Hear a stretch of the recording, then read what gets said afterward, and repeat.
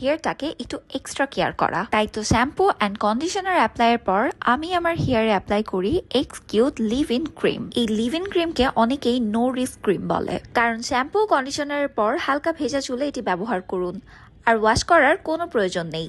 এই ক্রিমটি যে কোনো hair type, straight, curly, wavy সবকিছুর জন্য উপযোগী। বিশেষ করে যাদের চুল ড্যামেজ, এক্সট্রা ড্রাই কিংবা নিয়মিত স্ট্রেটনার কার্লার ব্যবহার করেন তাদের জন্য এটা মাস্ট হ্যাভ। অনেকেই বলেন চুলটা পাটের আঁশের মতো দেখাচ্ছে, একদম প্রাণহীন। তাদের জন্য বলছি চুলের রুটিনে লিভ ইন ক্রিমটা যোগ করুন। এটি চুলের ময়শ্চারাইজ লক করে, ফ্রিজেনেস কমায় এবং দেয় ঝলমলে শাইন। চুলকে উজ্জ্বল, মজবুত আর সুন্দর রাখতে হলে একটু যত্ন তো নিতেই হবে, তাই না? আর হ্যাঁ, সপ্তাহে 1-2 বার হেয়ার ক্রিম বা হেয়ার স্পা করতে ভুলবেন না। এই এক্সট্রা ড্যামেজ লিভ ইন ক্রিমের মেন কাজ কি জানেন? কেমিক্যাল ট্রিটমেন্ট বা রং করা, স্ট্রেট করা, রিবন্ডিং করা, এই ধরনের ক্ষতিগ্রস্ত চুলকে মেরামত করে।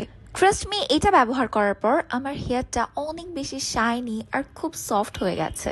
আর এই হেয়ার কন্ডিশনার বা হেয়ার ক্রিমের আরো 3টি ফ্লেভার আছে, আপনারা আপনাদের হেয়ার টাইপ অনুযায়ী নিয়ে নিতে পারেন। haircraftbd.com পেজ থেকে আমি এটি নিয়েছি।